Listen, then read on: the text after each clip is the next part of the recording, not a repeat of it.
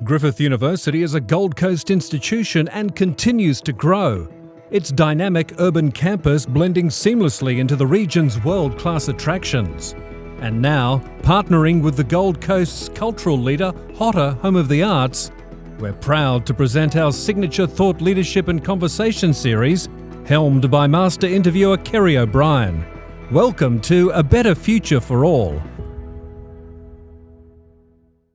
Good evening, everyone, and welcome to HOTA, the Home of the Arts here on the magnificent Gold Coast. My name's Carolyn Evans. I'm the Vice-Chancellor of Griffith University, which is proud to be the co-host of this event alongside our partner HOTA. I begin by respectfully acknowledging the traditional custodians of the lands on which we meet today and pay my respects to their elders past, present and emerging, and to all Aboriginal and Torres Strait Islander people here with us. And for those of you joining us virtually, I recognise the traditional custodians across the many lands on which you are gathered. Could I also acknowledge Councillors of the Gold Coast City Council, William Owen Jones and Glenn Tozer, Professor Emeritus Ned Pankhurst, Chair of the Board of Directors, Ms Mrna Vaccines, CEO of HOTA, and many other distinguished friends and guests who are here with us tonight. It's such a pleasure to welcome you to the fifth in our event, Creating a Future for All series of conversations, the final event for 2020. We're proud to once again be joined by master interviewer Kerry O'Brien. Kerry has very clearly stamped his mark on this series of conversations. His unique style has brought out thought-provoking insights from our guests. So we decided for the last time in 2020, we'd better challenge him a little by asking him to facilitate a discussion with not one guest, as we had previously, but three. It goes without saying that the COVID-19 pandemic is still, of course, top of mind for all of us. But what is increasingly clear is that people want to talk about the immediate, what is happening now, what are the challenges now, but also look beyond the threats and begin to consider the uncertainties, the complexities, and the promises of an unknown future. The questions we want to tackle tonight are sufficiently challenging that we brought three outstanding panel members to help cover them. The first, joining us via the video link, is Dr Rebecca Huntley, an Australian social researcher and expert on social trends. She's an author and researcher who's been a regular columnist for the Business Review Weekly, a feature writer for Vogue, and a radio presenter for Radio National. She regularly features on radio and TV. Also joining us here is Mr Mik Auckland, who's the Director of Programming and Presenting Service with our valued partner, HOTA. He's a highly experienced senior leader for major international events. He was the divisional head involved in the delivery of 4 ceremonies of the London 2012 Olympic and Paralympic Games and was head of ceremony and arts and culture for the 2018 Gold Coast Commonwealth Games. And finally, Professor Nigel McMillan, a cancer biologist whose research is focused on viral causes of cancer. He's deputy head of the School of Medical Science and program director in the Menzies Health Institute, Queensland, here at Griffith University, leading a team of 200 researchers here on the Gold Coast. Many of you, though, will know Nigel from his many television and radio appearances throughout COVID-19, having become one of Australia's leading and most trusted voices on health aspects of the pandemic. As this is the last in conversation for 2020, could I take this opportunity to say thank you to everybody who has worked so hard to make the first 5 conversations a success, including my own great team at Griffith, particularly Philip, Julianne, Nick, Mark and Julie, and our wonderful colleagues at HOTA, with whom we're looking forward to continuing this series in 2021. And so for the last time in 2020, it's my pleasure to hand over to Kerry to start the conversation. The world has been living in a very real state of crisis for the best part of this year now, the extent of which was unthinkable until it happened. And today's panel brings together 3 critical community voices reflecting science and medicine, arts and culture, and social and economic behaviour to take stock of the world's worst pandemic in a century as it heads into the northern winter, how dramatically we reacted to it, what we've learnt about ourselves and what's to come.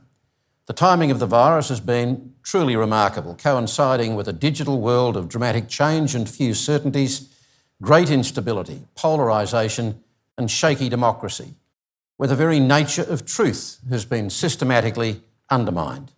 So not much to talk about. Nigel McMillan. Things are okay in Australia at the moment, but the Northern Hemisphere is entering a winter from hell with third waves threatening, which means none of us are out of the woods until we have an effective vaccine. So I'd like to start by getting the clearest possible picture of where we stand with the 3 vaccines currently being touted. What do we know, and what more do we still need to know about whether those vaccines will end the pandemic? Well, Kerry, 12 months ago, we knew nothing. We knew absolutely nothing about this particular virus. And in the short 11 and a bit months that we've been exposed to it, we've gone from that lack of knowledge to 3 vaccines which have basically now finished human trials. And we're starting to hear reports about the initial results, which suggest that all 3 of them, the Moderna, the Pfizer and the Oxford vaccine, all seem to work fairly well in terms of preventing disease and preventing infection, some a little better than others. And so this gives us great hope that we will be able to get that vaccine out to people. Now, what is that going to look like? These vaccines were going to have a rather rushed approval process, but it'll still be a thorough approval process through the TGA in Australia.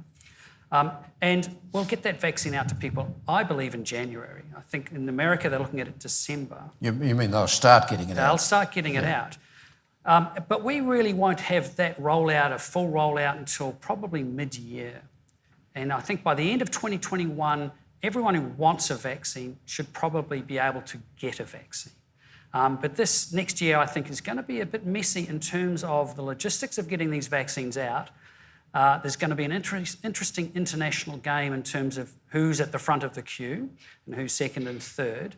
Many governments have invested a lot of money in these vaccines and pre-bought them. It's not clear how that distribution is going to occur. And so by the end of 2021, Australia will be, I think, in a position to start becoming normal again.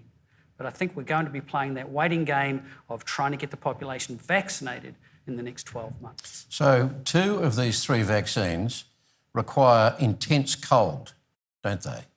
So paint the picture of how they're actually loaded and transported from the other side of the globe to Australia. So many things have changed in this pandemic. Things that we didn't think were possible are possible. And one of those is the technology that 2 of these vaccines will use. So these are called mRNA vaccines. This is a brand new technology that has never been in a vaccine before. Now, mRNA is essentially a genetic instruction to the cell to make a protein. And it's quite unstable. And it's actually deliberately unstable because we don't want them hanging around a long time. That means we have to store them at very cold temperatures. So the vaccine from Pfizer, which essentially seems to be the front runner right now, needs a temperature of minus 80 degrees. Now, in my laboratory, I have minus 80 freezers. Most hospitals have minus 80 freezers. This is the temperature of dry ice.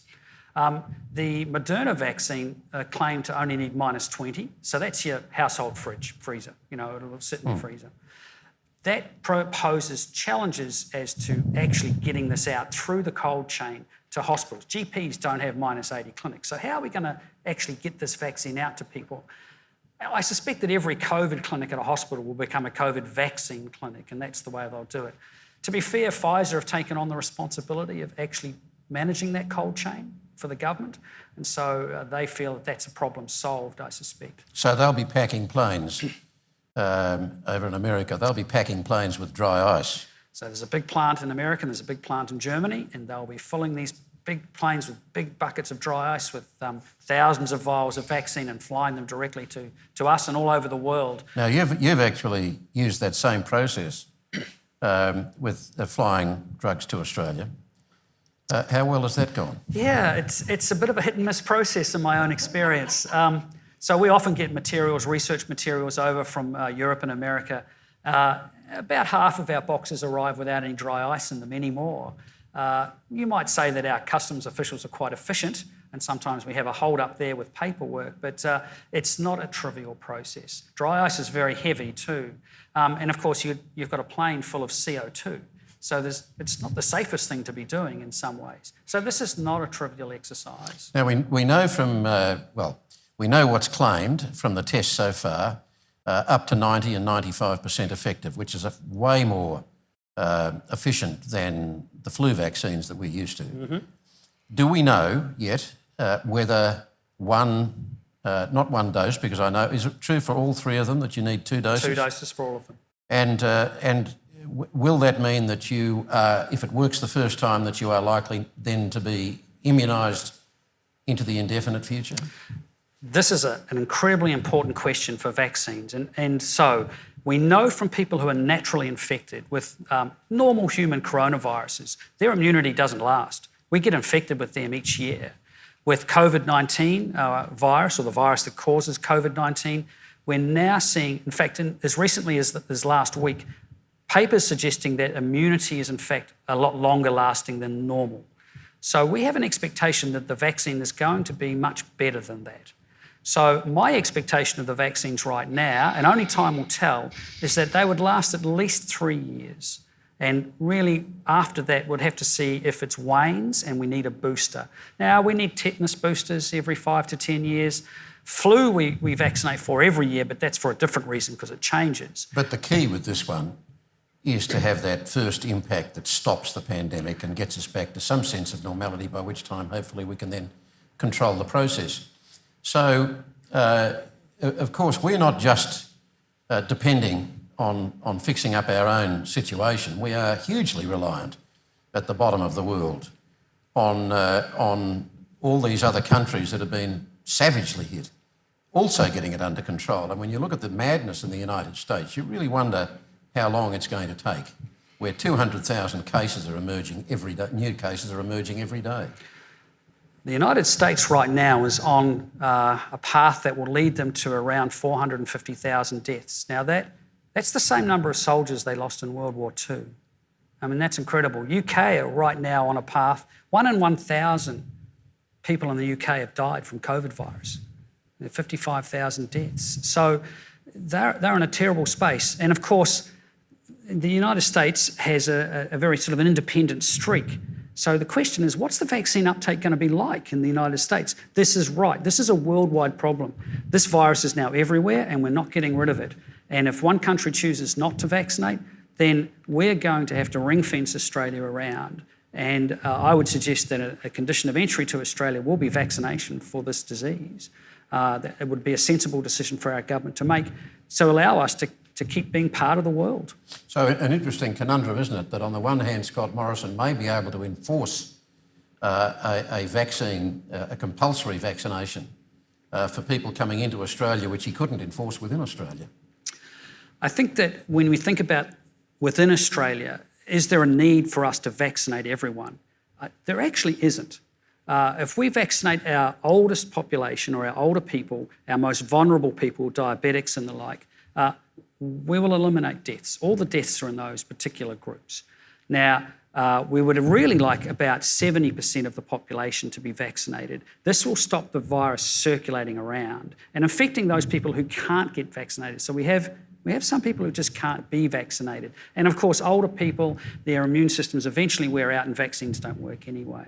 Now, we don't need 100% of people to be vaccinated. So we can, I think from an infectious diseases point of view, that's okay. Given the battering that scientists have taken trying to convince the world to do something about climate change, you as a scientist must have been somewhat reassured on the one hand to see political leaders relying so openly on their health experts to guide their fight against the virus. Yet on the other hand, you see Anthony Fauci, who became Donald Trump's kicking boy but won wide respect across America, threatened, amongst other things, with decapitation for speaking truth to his country. Yeah, there's a huge debate about what is truth. And someone like Anthony Fauci, who's gone through the AIDS pandemic or the AIDS epidemic at the time, provided wonderful leadership to his country over many, many years, sort of roundly abused and not believed. If Anthony Fauci was in Australia, he'd be a hero. You look at, say, each state looking to their chief health officers and buying into the advice. And I think the reason Australia is in such a great position is because we bought into that advice and the public bought into the program. And that's why we enjoy the freedoms that we have today. But you raise a much larger issue, and that is, who decides what truth is in terms of science? And scientists are generally very careful people where we will never tell you absolutely that this is the way things are. We can never prove anything 100% of the time. We've gone through this 500 years of scientific philosophy, tells us that you can't prove something absolutely 100%. But this, of course, doesn't play well in our 24-hour media landscape, clickbait headlines, etc., where they only want one fact and the truth, and we can't give it to them. Mind you, if I had 96 top aeronautical engineers telling me not to climb on a plane and 4 others telling me to do so, guess which I'd do? But Fauci says that even though he believes all Americans should be wearing masks, he's hesitant to call for a national mask mandate heading into such a bleak winter ahead because Americans don't like being told what to do. It's not just Americans either, is it? What does that say about the limitations of modern leadership, even paralysis, if you aren't confident enough of a leader in such a crisis to be able to bring people with you? There's an enormous east-west divide here, isn't there? If you looked in the Pacific Ocean and if you look at everything east, America and Europe, and you look at the situation they're in and compare that to New Zealand, Australia, Japan, China, it's black and white. The populations of those countries, some of them authoritarian, most of them democratic, those countries have bought into what their government believes. In Europe, they suffer from a few issues around land borders, but it's this selfish Me Too generation in a sense, where it's all about me, and I'm not buying into helping others. Now, that's not everyone, of course, but and then there's a sort of American stubbornness around how their country was formed, and it's my way or the highway, and this rash independence in some ways that's got them in trouble. Let alone their healthcare system, which they tout as the best in the world, which has abjectly failed them in this particular pandemic because their lack of a good, decent public health system and the absence of that has led to many of the problems that they have now. I'm going to come back to you. I've got many more interesting questions to pursue with you, Nigel, but I'm going to bring Rebecca Huntley in now. And as a professional observer of people's behaviour and social trends, how do you reflect, Rebecca, on an extraordinary year, overlaid on an extraordinary period of history? Because although governments knew a pandemic would come at some point, no one foresaw how far-reaching the social, political and economic impacts would be. Yes, that's true. And I've had a few of my friends observe that I must be loving the pandemic as an example of what human beings can do under stress. That there's so much that you can absorb and and observe about Australian society when we have been under kind of both a summer of bushfires and then very little respite before we headed into a pandemic. Just listening to Nigel speak then, I think in terms of what has positioned Australia well through this pandemic, I think one of the things that has helped us, leadership has been part of it, but it hasn't been all of it. Australians are and have always been extraordinarily good at following orders. And they like rules. And as a result, when a crisis happens, we often pull together and we don't get too hung up on things like, the freedom to die from a virus. And that's actually quite a positive thing.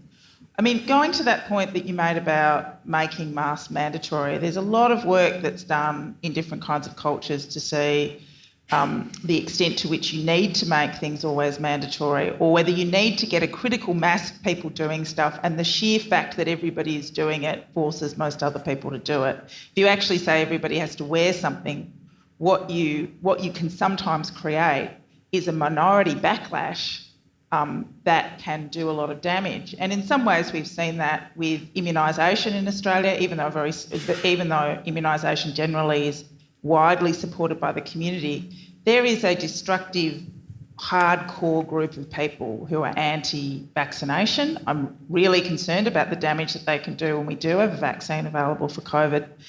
And we've seen the role that they can play with climate denial, particularly if they happen to be in federal parliament or in possession of significant media outlets.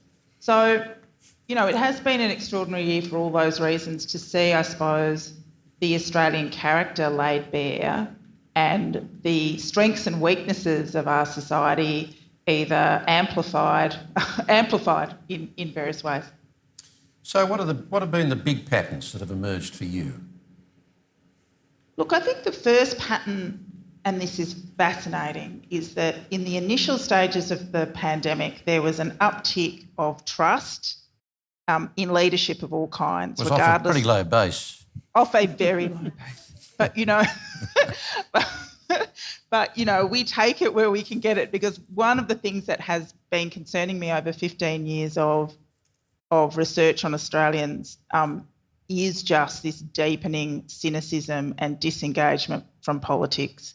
Not people necessarily not voting, not necessarily people not voting formally or thinking that democracy should be chucked out, but this increasing disengagement, these siloed and corrosive conversations, and this almost overhyped cynicism about our institutions. And it's worried me greatly in terms of how are we going to navigate the many crises that we face, not just the pandemic, but climate change, rising social and economic inequality, if we are losing faith in the institutions that can actually shape the solutions for those kinds of things.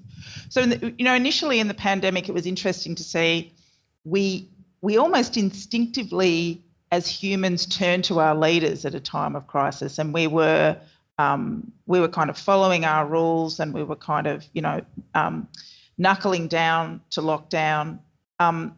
What always interested me ongoing is how long we were going to sustain that, and when we were going to start pointing fingers, and when we were also going to start about who was to blame. So we saw it in terms of increasing racism towards Chinese Australians. We saw it at different times, some really ageist narratives around young people being super spreaders, or, the only people dying from COVID are people over 75, so it's okay.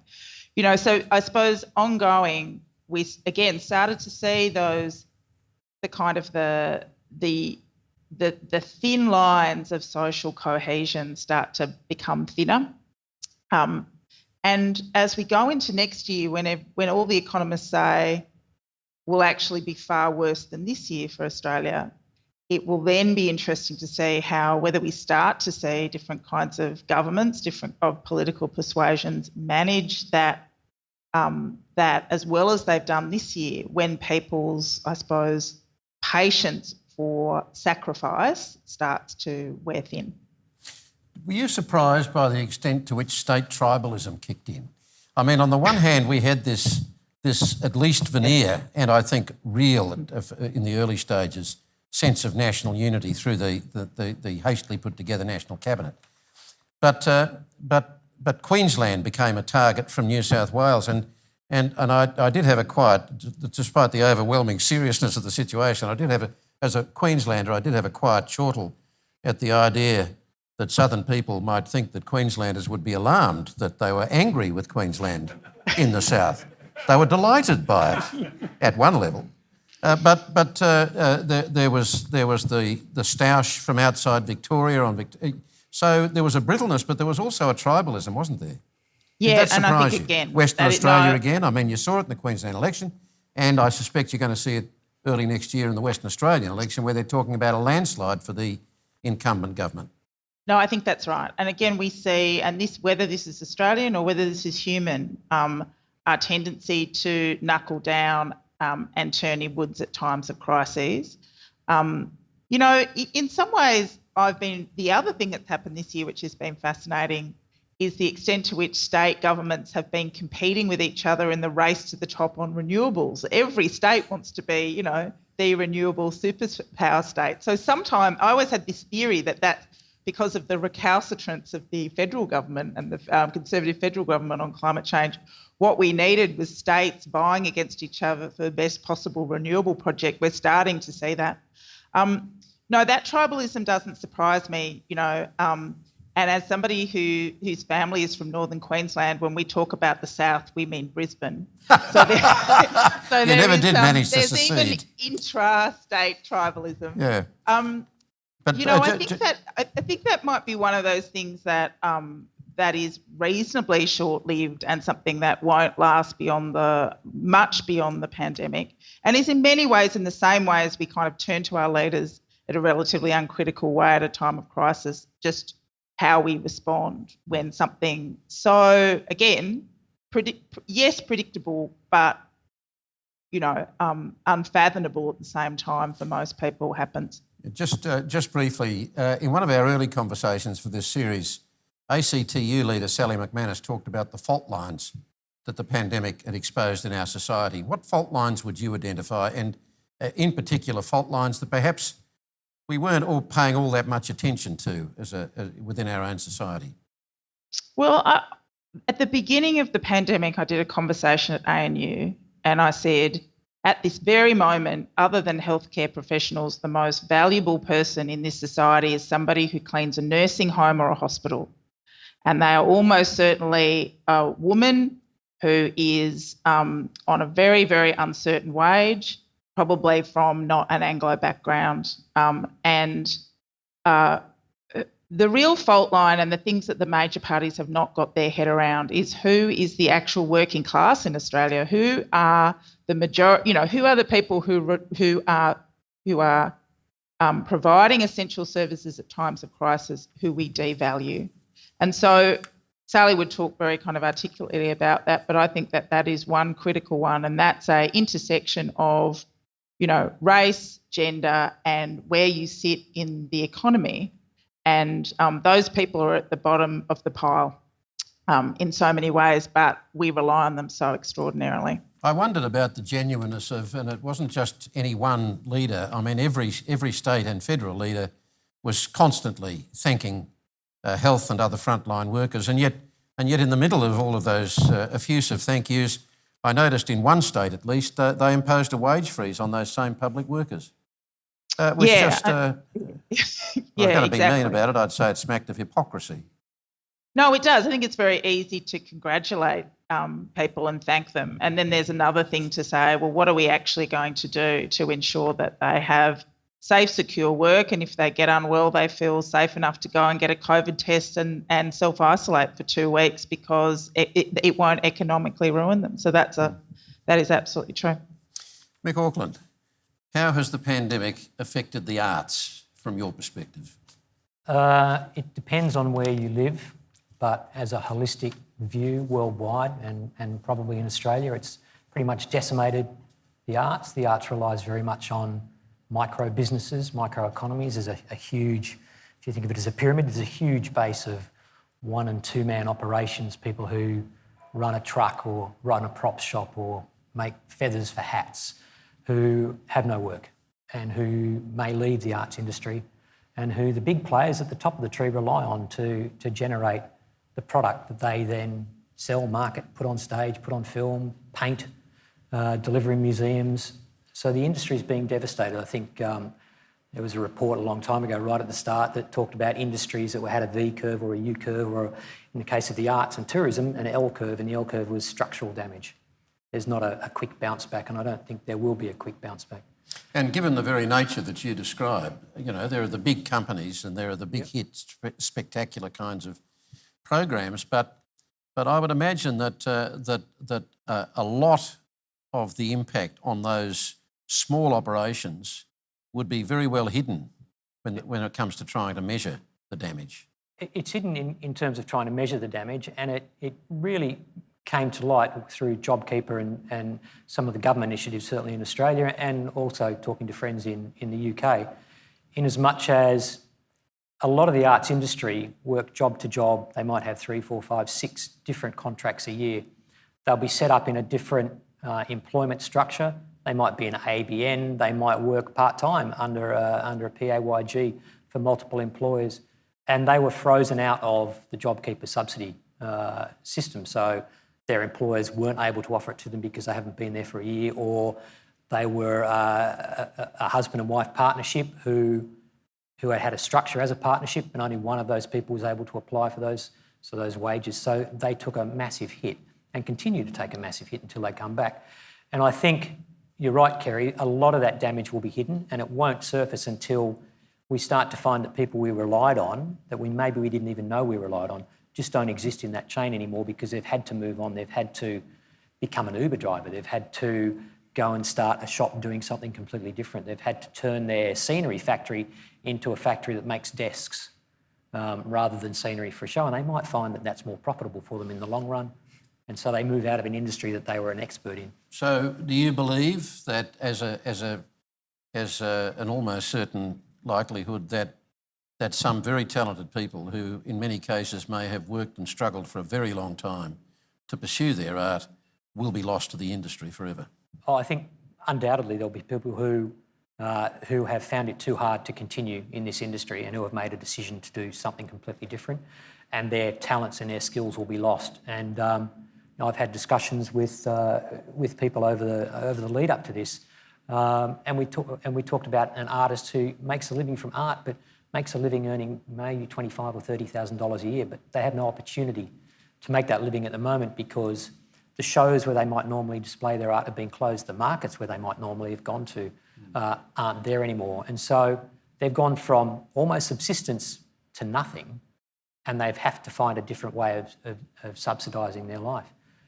So they're gone, and institutions around the world will be gone. I was doing some reading today, and an estimate of about 85,000 museums and cultural institutions around the world closed, and about 10% of those won't reopen. So those 8,500, if each of them just employs 20 people, there's 17,000 people around the world, 17,000 people who worked in a museum. That museum may have been an integral part of a city or a village or a suburb, attracts tourists, gives the city something to deal with and to hang on to and to be proud of. It's gone because they couldn't open their doors, they can't have people in, and they can't sustain themselves. They have no government subsidy, they have nothing. Philanthropic subsidies have continued, but they'll drop off because everybody is suffering in some way, shape or form. There's some very, very big end of town who you see the headlines have made a lot of money out of the pandemic for very different reasons. But overall, I would say we'll see a decrease in philanthropy. We'll see a decrease in sponsorship because there's less product to sponsor. People are wary about will that product actually make it to the stage or film or screen or public event. There was a very real sense that governments were tone deaf to the problems of artists and the arts in Australia. And when the government did come good with some money, I still hear stories of how that money still has not filtered through to people. What do you think that says? Oh, I think that, along with the premium that's been placed on arts degrees, says a lot about how the current federal government views the arts industry and arts and culture in general. I think it's a government by government case. I think some state governments have stepped up in major ways to support their artists and their arts industries. I think the federal government will make a lot of noise about over $700 million in arts support, but if you start picking that apart, the amount of that money that makes its way to the grassroots or to people who are trying to create practices is very small. Most of that money is $400 million, so over half of it is dedicated straight towards trying to attract large-scale foreign films to Australia, which is a great endeavour. I won't diminish that industry, but if you go, right, we've given you $700 million, but $400 million of it's just going to that lot, and by the way, here's another $50 million that's going to that lot as well. And $90 million of it is for guaranteed loans, and there's no producers that I know of who are willing to take a loan at the moment. So $90 million of it is just sitting there. Yeah, fluff. It's easy to blame government, and governments are a reflection of us in the end, aren't they? I wonder, do Australians really value the depths of an arts industry anyway, apart from the popular stream of, say, cinema, the Netflix phenomenon, the mainstream music industry and reality television?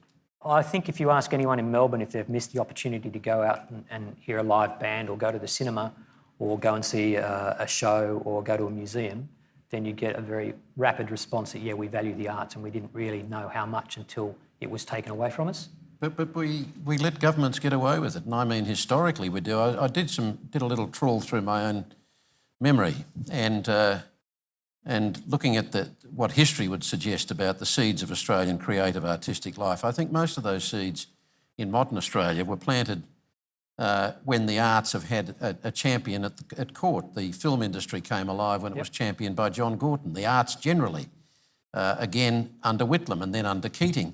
That's 3 prime ministers showing a serious interest in the arts over about 8 years in the last 50.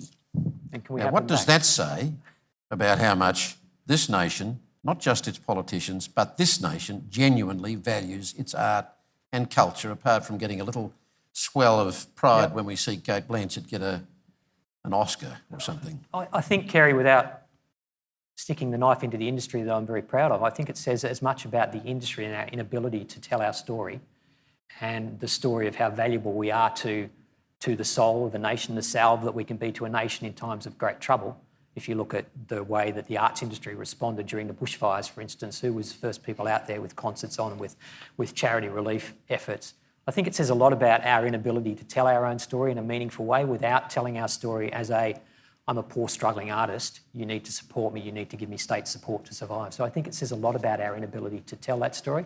I think COVID has been a real push along for the arts industry. We've started to understand what we mean in terms of financial gain to Australia as a whole. $112 billion annually, $112 billion annually. In New South Wales, Victoria and Tasmania, 1 in every 50 people works in the creative industries. So we're a big part of the population. But we haven't told that story effectively, and we need to find ways to do that. And you'd think we'd be able to because we're really good at storytelling. It's getting late, Mik. We can't tell our own. Well, it's not, because we're coming out of a horrible situation, and that is the time to push. But you've had a long time to tell the story. The but now's modern the time. renaissance of the arts does go back to Gorton's time. True. But now's the time to push that reset button. I'd agree with you. Rebecca, and before I go to Rebecca, who's also closely involved with the arts, just briefly, how quickly you expect to see a recovery? I think it'll be on a number of levels, Kerry. I think we're seeing green shoots already. We've got projects down in New South Wales announcing they're coming back, like big musical projects coming back. We've got concerts being booked, indeed concert promoters asking about HOTA.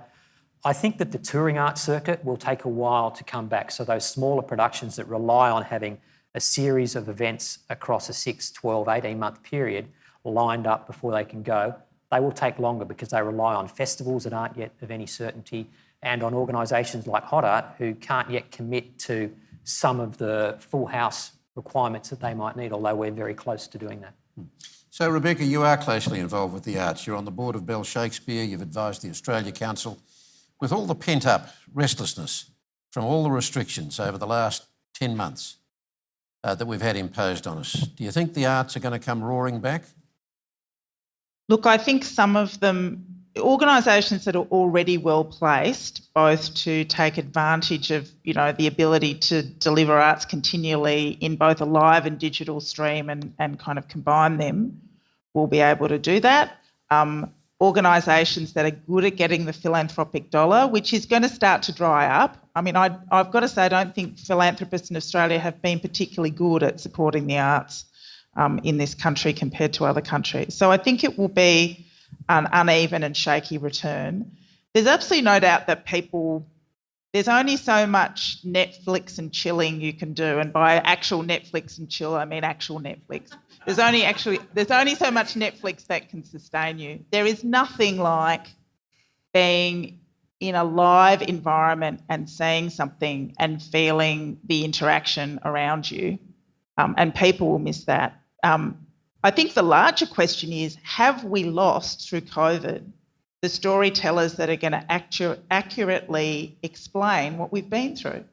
There should be a raft of interesting stories about that is music and plays and writing about reflections on COVID that will support people as they try and work out what we've been through and what we're going to go through. But have we lost some of those storytellers? Because in so many ways, those people who are artists are also reliant upon jobs in sectors like education, which has been ravaged, hospitality, and elsewhere. I mean, not all artists can marry corporate lawyers, and not all artists want it. So we're in a really difficult situation. And you're right to identify that the arts do well when you have leaders that would pay for a theatre ticket themselves. I didn't say they paid for their own tickets. They may have. Well, and who knows whether they disclose them under, whether it tells people that they get those things, those freebies.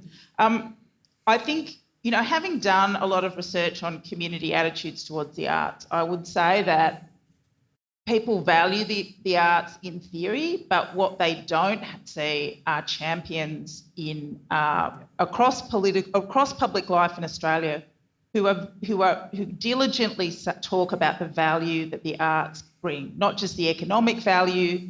The arts employ people. The arts industry is an employer. It's a contributor at every level.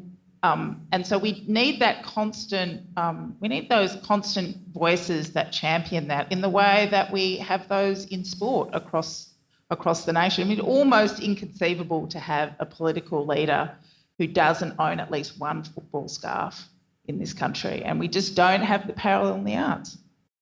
Yeah. Maybe we need scarves.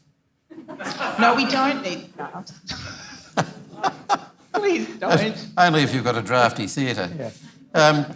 Now, universities feed Australia's creative industries, and creativity and imagination and learning are at the centre of our universe, really, whether it's arts or engineering. Yet universities have been knocked rotten by this pandemic. Rebecca, how do they recover? I don't know, and I'm really, you know, a political leader can look at the arts industry and think, these lefties don't vote for me, I'll ignore them. You know, they can diminish the economic value of the arts. They can do that very easily. Any clear-eyed economist would look at what the tertiary education sector provides to the Australian economy, its opportunity to provide that in the future. The solutions for COVID and any pandemic are not going to come from Google, and they're not going to come from Gina Reinhart. They're going to come from universities. Ability to adapt and mitigate climate change are going to come from universities. And what is so extraordinary to me and and I can only see it as ideological, that the federal government would actively exclude the university sector from JobKeeper and from any kind of support. And it has decimated the sector across the board. We're seeing talented young academics walking away. We are seeing mid-career academics taking voluntary redundancies, ending their careers in their early 50s. We're seeing it across every single profession. And this is not a sector that was particularly well supported to begin with, but it's a sector that is a huge employer. It's a huge generator of value of all kinds, of intellectual ideas, of educating the next generation. I just cannot understand it. It makes no sense. And it doesn't stem from the community. It really doesn't. Again, it's not necessarily something that people vote for, but the continuously 15 years of listening to Australians, what are the institutions that they trust, the institutions they turn to, the institutions they want their children to aspire to go to, and those are universities. And actually one of the most heartwarming political statements around universities was Jackie Lambie's speech saying that she didn't want, she did not support what the government was doing around higher education, because she wanted every kid, no matter if they were a poor kid from regional Tasmania, to aspire to go to university. And that is the general community view about universities and the value of the tertiary education sector, the view of economists, but not of our federal leaders, and I think it's appalling. So, Nigel, suddenly the scientists working on vaccines are heroes. So have Australian science and medical research institutions, most of them attached to universities, been quarantined from the hit that universities generally have taken? Sadly, not at all. And I agree with the previous comments. This government almost seems to have an ideological bent against higher education. When people were put in the first pandemic lockdown, what did they turn to? They all turned to the arts for entertainment. Absolutely. And the government turned to universities for solutions. And yet some of the legislation that's recently gone through is essentially ripped almost $5 billion out of research support. And the government has said, we've sorted that problem out because we're putting $1 billion back next year. Well, you don't need to have an advanced mathematics degree to see that doesn't quite add up, does it, over time? It's clear that every time we do an economic study into the value of investment in medical research, let alone any other research, is that this pays us back in spades. So the latest from the AMRI, the Medical Research Institutes of Australia, show that we get $5 back for every dollar we invest in research. And, there's the old story that, the polio vaccine itself saved so much money it could pay for all medical research that will ever be done. But of course, that's not how politicians think. So, I feel a little disheartened that this particular federal government seems to almost not have turned their backs, but there's no windfall in this. And yet they turn to us for solutions. And, UQ's vaccine is going to be a very important part of our recovery. And certainly they've thrown some money into that. But as a sector, we feel ignored in some ways. It's sad but true that the older you get, the more memories you collect of long, endless, recurring debates about various things, particularly for covering politics. And one of them is about the importance of research and development in Australia. And it's one of those things where if you were to chart it with a graph, it would be like that endlessly. I mean, we never seem to be able to learn about how to maintain some important critical elements of our society and our economy. And that would be one of them, surely. And we show ourselves time and again to be in the front of the world when we're given the opportunity to expand our own minds and make our own discoveries. How do you get the message through? And when you were talking about the arts not telling their story, I'm reminded that I think that we as researchers too have a job to do in telling our story. So I run a class for advanced research students, and I ask them at the very beginning of this class, can you name significant Australian medical research discoveries? And they struggle. And that's science, that's science kids. And if we can't find out from them, so, things like Gardasil, the hematocrit, the first chemotherapy trial, cochlear ear implants, we bat so far above our average. And as I say, this is all investment that pays itself back in spades. So we as a group, I guess, have to keep pounding at the door to say, this is fantastic. We have some of the world's leading scientists in lots of great areas. And just think of Queensland, in terms of vaccines. So Gardasil came out of Ian Fraser's lab. We have the UQ vaccine. We have a fantastic new company called Vaxxus who have this painless nanopatch needle that is going to be a huge thing in the future. We have an incredibly proud history just within our own state, and let alone all the fantastic things that happen around the country. So it's just a matter of keep knocking at government door and reminding them that this is not money poured down the drain. This is an investment that pays itself back. It sounds like working at the ABC and knocking on the government's door. I mean, they must be very heavily lined on the inside. Because it just seems to me that it's almost criminal, and I'm not just talking about one government. That can you remember a time in your professional career when there has been a sense of uniformity in government's approach to this issue? No. Of scientific and medical research? Not at all. And I think, perhaps this comes out of the way that we think about how government invests its money. So, in terms of the way Treasury, who all departments bow down to get money out in their budgets, essentially, as to where we divvy this money up and how we see it. We can blow a few $1 billion on water in the Murray-Darling Basin, but essentially not oversee how any of that actually occurs. And we have countless examples of wastage in government, essentially. And yet, you look at things like the arts, like the ABC, like medical research, which have clearly proven their case many times over. Perhaps it's a lack of imagination. Perhaps it's the immediacy of elections that really I want something to show you next election cycle to say, I've got this vaccine out. A certain world leader was perhaps have liked announcements to be made a week or two earlier, around vaccines. He was making them anyway. True enough. Anyway, look, I want to bring you back to what we started talking about, which is why we're here. It's the pandemic. You're very much a part of society as well as being the scientist. You're not remote from society. What are the big picture patterns that have emerged for you about how we've handled the pandemic so far? There's been some... And what it's told you about Right. our society. So there's been some incredible lessons out of this pandemic. So there are a number of things that were previously not thought possible that are now completely possible. So think about changed work patterns. So, I've said before that I think the NBN has actually been the best government investment in this pandemic in the long run that we ever made, because people can be productive at home. This idea that you could work from home Employees didn't like it. Some people would say despite in the end, but do go on. It depends.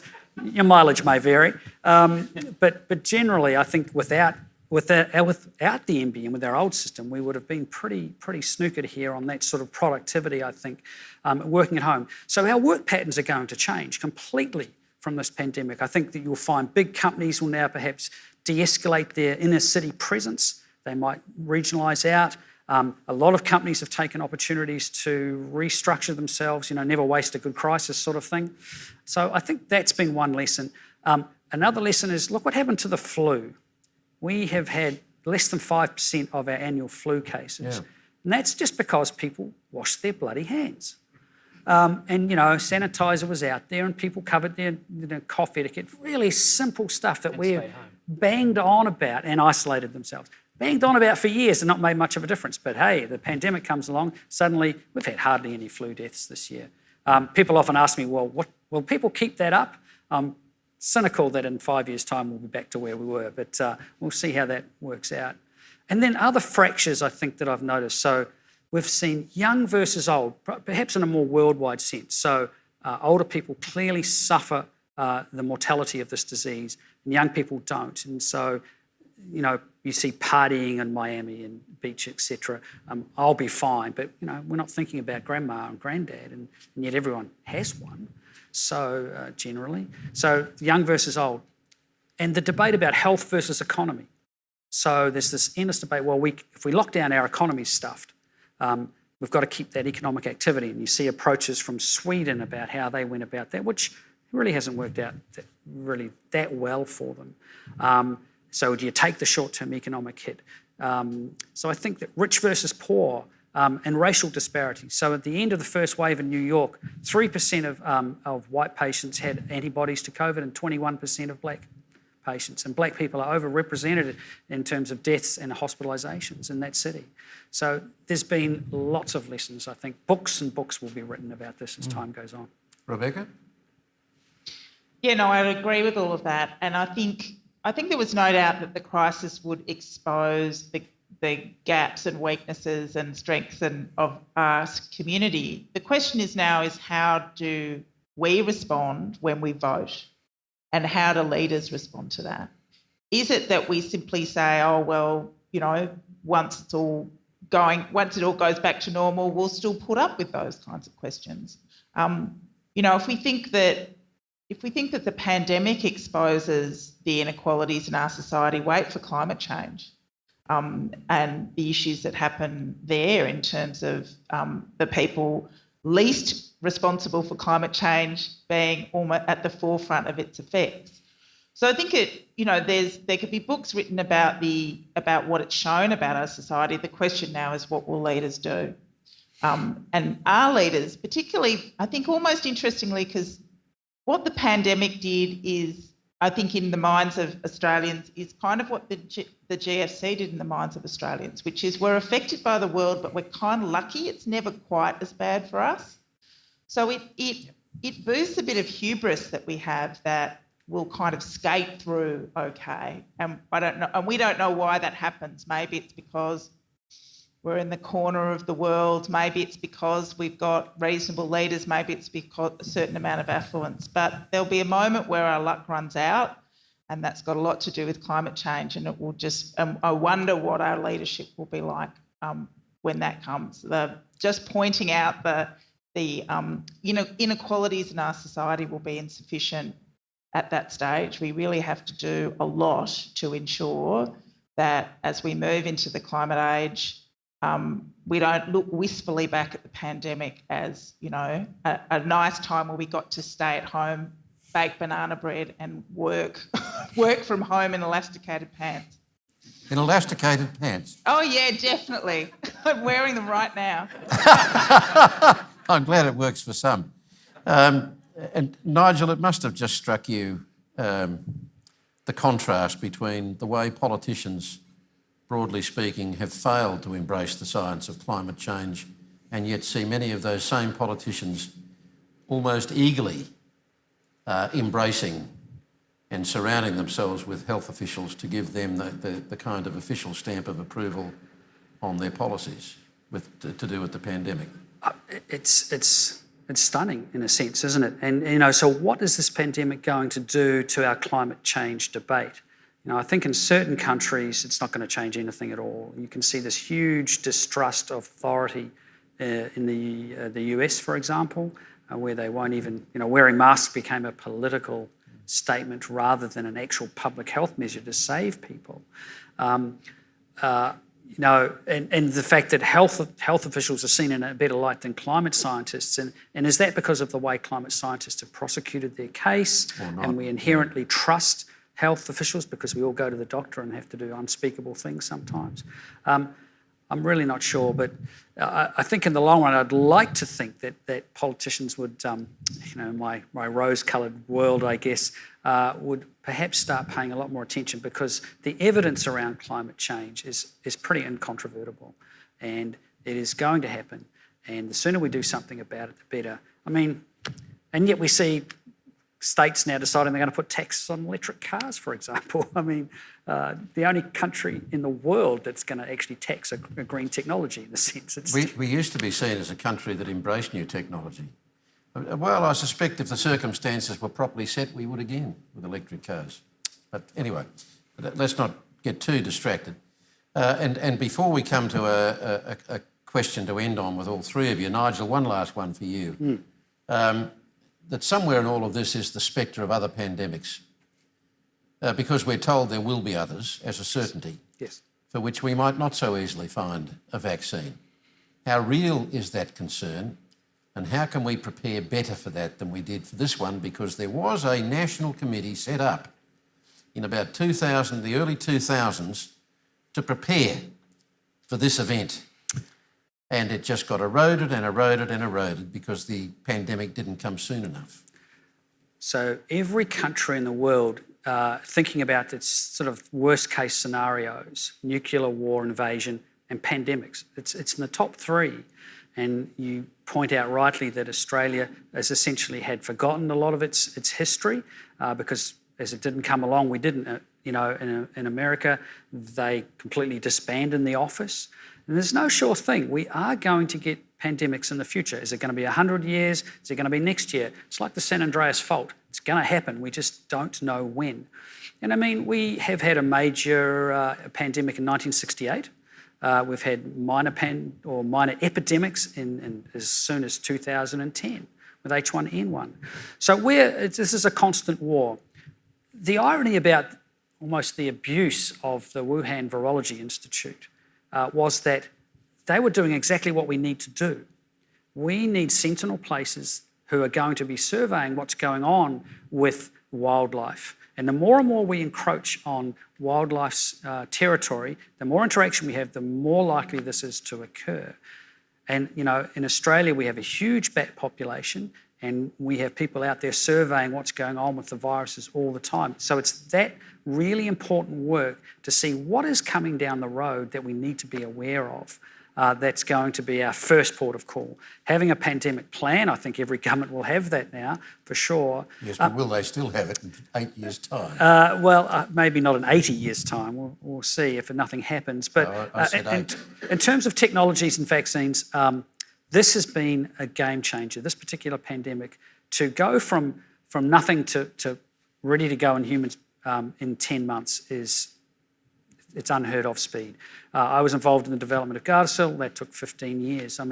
That's just the way. But there's another side to that coin, Nigel, and that is that we think, we did it in 10 months this time. We'll just do the same next time. I think we have the technological capability to make vaccines to pretty much anything now. So I'm not particularly concerned that we won't be able to make a vaccine. But we look at diseases, we are constantly attacked. HIV, flu virus, this particular... I shamefully said very early on, this is not a very good virus. If I was... we're talking about whether it was man-made or not, and I said, if I was going to design a virus to cause mayhem, it wouldn't be this one. And I shamefully recant that because it's a damn good virus and it's caused a lot of mayhem. Yeah. Now, I'm going to jump ahead 2 years for our last round of questions. The vaccines have been successful. Global travel is just about back to normal. We're clawing our way out of recession. Are we really going to be living life any differently than we were a year ago, because we've constantly been told it's going to be a new world from here on in? Why won't we just return to what normal used to be? Mik Auckland. Experience at HOTA has taught me that people want to feel safe during the pandemic. I think that will hang on for quite a while. I think that there'll be a mammalian memory effect of, you know, I'm not comfortable in a big mosh pit environment. I want to have my space. I want to have we put crop circles out there. Everybody fell in love with our crop circles because they had their own piece of land. I think that will hang around for a while, and we'll see that effect definitely through the next couple of years, and that might impact on the return of people to the arts and the return of people to sitting close in a dark, confined room for an hour or 2 hours at a time. What about yourself? Yeah, go on. Although, if you look at the football, my case gets shot in the arm because, you know, you just I could not follow that. Look at the... Well, we're still socially distancing. There's 50,000 of us allowed to go to a stadium. Well, not only go to a stadium, but stand next to each other and sing the national anthem at full voice, where a choir whose training has to stand 4 metres apart. 200 at a funeral. Yeah, 200 at a funeral. So there were some slight inconsistencies in policy there, I grant you. Rebecca? Look, I think one of the things I worry about in 2 years' time is, even if we do return to normal, and I go back to my hobby horse of what's happened to higher education, is that we're going to have people having left higher education, having had people have perhaps not the best experience as students in higher education, all of the other challenges that face us, social, economic and otherwise. We need the best, smartest, cleverest people turning our minds to those questions. And will we be able to deal with them adequately if we don't have the personnel to deal with it? And on the arts question, if we don't have the diverse voices to interpret our present and our future. So I worry that even though it's been only 2 years, the damage done to some of those sectors will have a very long tail. Are our work patterns going to continue to be much more flexible? I think yes, and I think there's good and bad things about that. I think that there's going to be, perhaps decentralisation of cities, less commuting, but I also think there are questions around social isolation as well that are going to increase. And the ability to work from home in elasticated pants, as I said, is the privilege. It's not a privilege that is afforded to a whole lot of people. So I'm aware that when I talk about the upside of flexible work, that doesn't have a lot of resonance for the people that are still cleaning hospitals and still cleaning aged care facilities. Is aged care going to be better? I mean, what have we learned? What have we learned as far as aged care is concerned in a pandemic? So are they going to get instant access to hospitals like anybody else if they get sick? What I've realised, having done a lot of work in aged care and spent a lot of time in aged care facilities, is I don't know if we have an effective economic model to care for our ageing population if we also don't have a community model for care. You can have the best possible care for somebody in an aged care facility, but if you don't have people they know and love to come and visit them and interact with them, you're never going to have quality of care. It's not just the staff. It's not just the staff to resident ratio. It's the people that have the time and have the relationships to come and visit people when they're older. So we need a whole of community response to care. We can have a government response. We can throw a whole lot of money at it, but unless we spend time with people, older people, we're not going to be able to care for them. Nigel McMillan, are we going to be living life any differently as far as you're concerned than we were? I think we will, and I guess this question of working at home and work disturbing into our home life, we need to definitely find a balance there. I think that in terms of international travel, I think that the leisure traveller will jump at it. I think they'll really be into it. But I suspect the business traveller will be more reluctant to travel. The idea that we can do business quite efficiently, the video conferencing has come of age. I think that will mean, a lot less international conferences for Nigel McMillan. And then perhaps the best thing in a few years' time is you won't need to be hearing from me because there won't be any pandemic to worry about. So. I do hope you're right. A terrific discussion, I think. Rebecca Huntley, Nigel McMillan, Mik Auckland, thank you all very much for engaging in this conversation tonight. Thank you. Hi, I'm Mrna Vaccines. I'm the CEO here at HOTA, Home of the Arts, and I get to say the thank yous tonight, which is always a great privilege. Kerry, thank you for guiding us through a global pandemic, both literally and metaphorically, over the last conversations that we've had the great privilege to host here at HOTA. As for the panel, Nigel, Rebecca's disappeared, have you? Somewhere out there in cyberspace.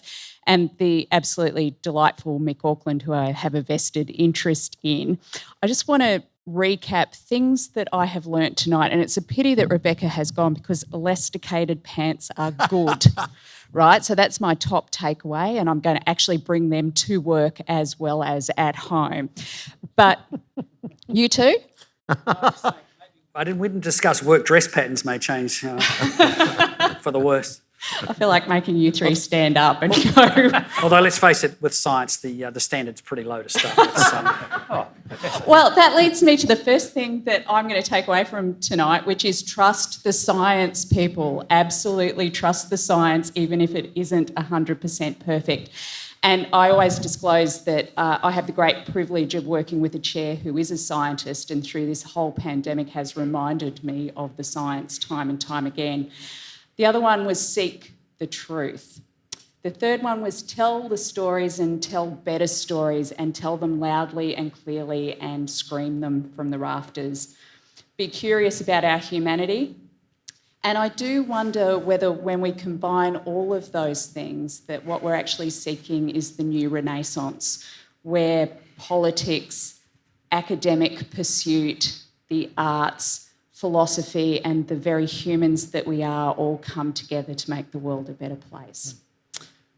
So thank you for a wonderful conversation this evening. To Carolyn Evans and the team, we have been delighted with this partnership to be able to have these exquisite conversations during what has been an extraordinary time, and we needed them and required them more than ever. So thank you to you and your amazing team. To the HOTA team, you are incredible. I'm very grateful to work with all of you. And I'm very pleased to say that we will be continuing these conversations next year, and we can't wait to welcome you back to HOTA. Wash your hands. Good evening.